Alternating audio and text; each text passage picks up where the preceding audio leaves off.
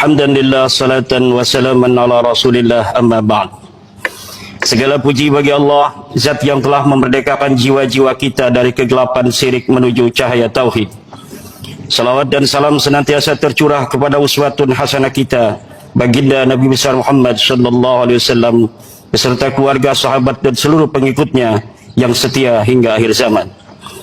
Hari ini di tengah atmosfer peringatan Hari Kemerdekaan Bangsa, kita berkumpul bukan sekedar untuk merayakan kebebasan fisik dari belenggu kolonialisme masa lalu. Lebih dari itu, kita hadir untuk merefleksikan sebuah hakikat yang jauh lebih mendalam, kemerdekaan sejati seorang muslim. Kemerdekaan fisik dari penjajahan bangsa asing adalah nikmat yang luar biasa. Namun apa gunanya bendera berkibar di angkasa jika akal pikiran kita masih terjajah? Apa gunanya paspor kita diakui dunia jika jiwa kita masih menghambakan diri kepada sesama makhluk secara buta? Oleh karena itu, pada kesempatan yang penuh berkah ini, saya ingin mengajak kita semua menelaah sebuah tema krusial yang menjadi jangkar dari tauhid kita, kemerdekaan sejati seorang manusia, kemuliaan berdasarkan takwa, bukan berdasarkan nasab. Mengapa Islam lahir? Islam datang ke muka bumi ini membawa misi pembebasan yang revolusioner. Masih lekat dalam ingatan sejarah kita bagaimana seorang sahabat Nabi bernama Rib'i bin Amir di hadapan Panglima Besar Persia Rustum dengan lantang meneriakkan misi Islam dan berkata, Allahu ibta'athana linukhrija man sya'a min ibadatil ibadi ila ibadatillah wa min daikid dunya ila sa'atiha wa min jawril adyani ila adlil Islam. Allah mengutus kami untuk memerdekakan manusia dari penghambaan kepada sesama makhluk menuju penghambaan kepada Allah semata, dari kesempitan dunia menuju kelapangan dunia dan akhirat, dan dari kezaliman agama-agama menuju keadilan agama Islam. Kalimat ini adalah deklarasi kemerdekaan jiwa yang paling otentik.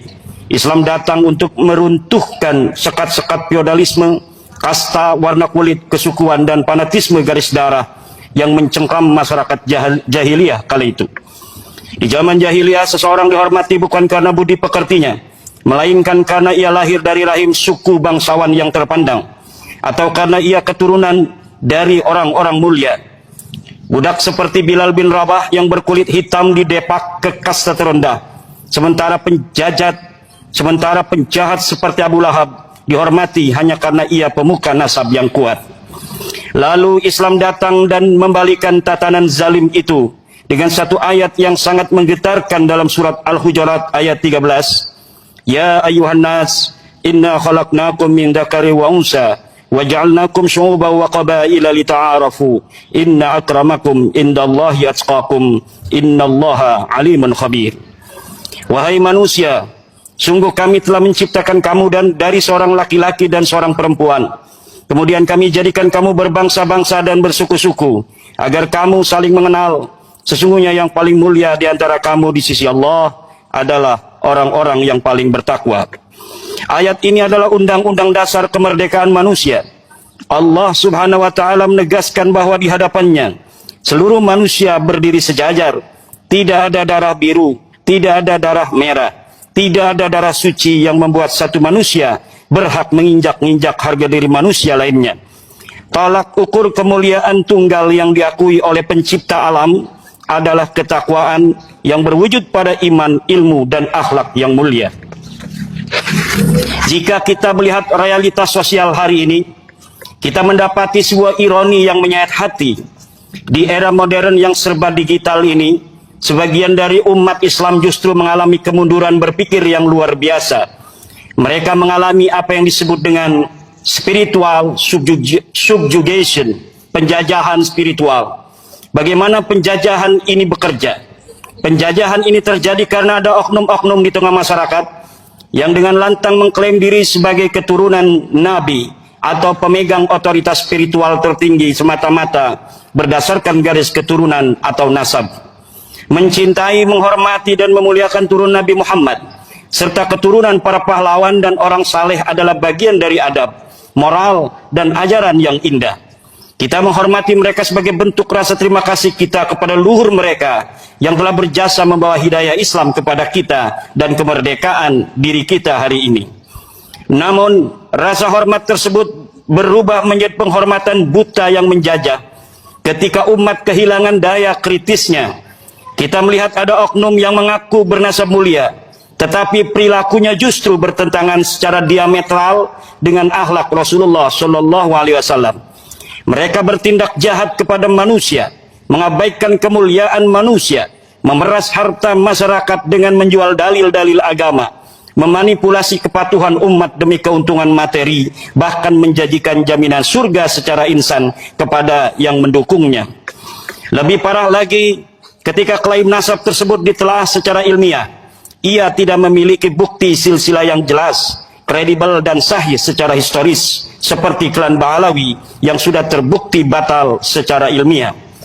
Bahkan ketika teknologi modern berupa tes DNA membuktikan bahwa garis biologisnya melenceng jauh dari populasi asal, oknum-oknum tersebut meradang dan umat yang terlanjur terdoktrin justru membela kebohongan tersebut sembari membuang akal sehat mereka di tempat sampah. Apakah masih pantas disebut merdeka orang-orang yang menerima dan tunduk pada pengakuan manipulatif semacam itu? Jawabannya tentu tidak. Jiwa mereka belum merdeka. Akal mereka sedang dipasung oleh rantai-rantai takhayul, mitos, dan ketakutan psikologis fiktif yang sengaja diproduksi oleh para penjajah spiritual demi melanggengkan kekuasaan dan memperkaya diri mereka sendiri. Untuk kemerdekaan umat dari jerat kultus individu ini, kita wajib melakukan telaah ulang secara berani terhadap doktrin-doktrin penghormatan buta yang telah menyimpang dari jalurnya. Pertama, kita harus meruntuhkan mitos bahwa nasab dapat menyelamatkan seseorang dari maksiat. Ini adalah doktrin palsu yang sangat berbahaya bagi akidah. Di dalam Islam, tidak ada namanya dosa yang otomatis terampuni atau kejahatan yang dimaklumi hanya karena pelaku kejahatan adalah anak cucu dari orang yang saleh. Mari kita buka kembali lembaran Al-Quran. Anak Nabi Nuh ditenggelamkan oleh Allah karena membangkang, dan nasabnya sebagai anak Nabi tidak mampu menyelamatkan dari azab. Istri Nabi Lut diazab karena berkhianat. Ayah Nabi Ibrahim mati dalam kekufuran. Bahkan mari kita dengarkan peringatan paling keras yang disampaikan langsung oleh Rasulullah kepada putri tercinta Fatimah. Dalam sebuah hadis, Nabi bersabda, "Ya Fatimatu binta Muhammad, salini ma syi'ti min mali, la ughni anki minallahi syai'an." Wahai Fatimah binti Muhammad, mintalah kepadaku apa saja dari hartaku, namun aku tidak kuasa membelamu sedikit pun di hadapan Allah jika kamu tidak beramal saleh.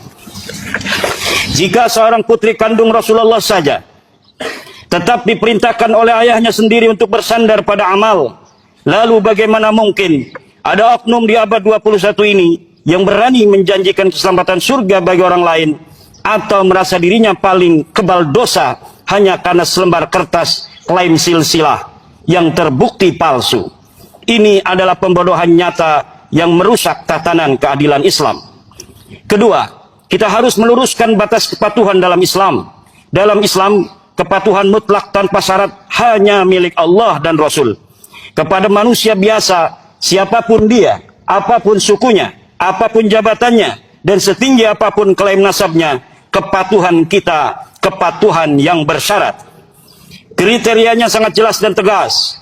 Jika ucapan dan perilaku sejalan dengan Al-Quran dan Sunnah, mendatangkan maslahat bagi umat, mencerminkan akhlak mulia, maka kita hormati. Namun, jika ia mengajak pada kemaksiatan, menyebarkan kebencian, melakukan penindasan, memeras ekonomi umat demi gaya hidup mewah, maka kewajiban kita sebagai muslim yang merdeka adalah menolaknya, mengingatkannya, atau meninggalkannya. Menolak kezaliman oknum bukanlah bentuk kebencian, melainkan bentuk pembelaan kita terhadap kesucian agama yang dibawa oleh Rasulullah Muhammad sallallahu alaihi wasallam. Hadirin, demikian amanah yang bisa saya sampaikan hari ini. Assalamualaikum warahmatullahi wabarakatuh.